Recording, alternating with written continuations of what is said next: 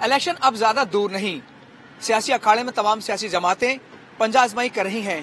कौन सी सियासी पार्टी आवाम की उम्मीदों पर पूरा उतरेगी, आइए जानते हैं उन्हीं से। पंजाब में सब कुछ ही है, आप इधर जरा नहर से उतर जाके देखे क्या नहीं किया, इंतहा कर दिया, पेरिस बना दिया हुआ। कौमें बनती हैं तालीम से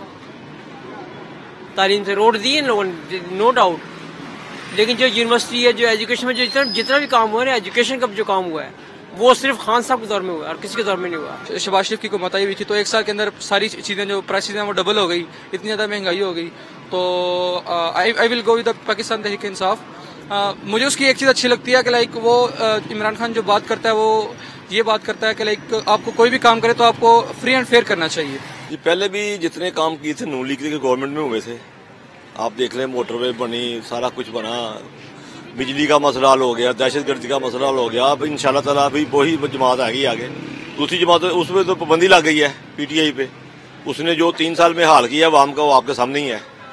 इंशाल्लाह ताला नून लीग आएगी और अवाम के मसाइल हल करेगी इंशाल्लाह। जो खान के दौर में जो हमने देखा है ना, कारोबारी हालात वो सब ऊपर गई है मैशत।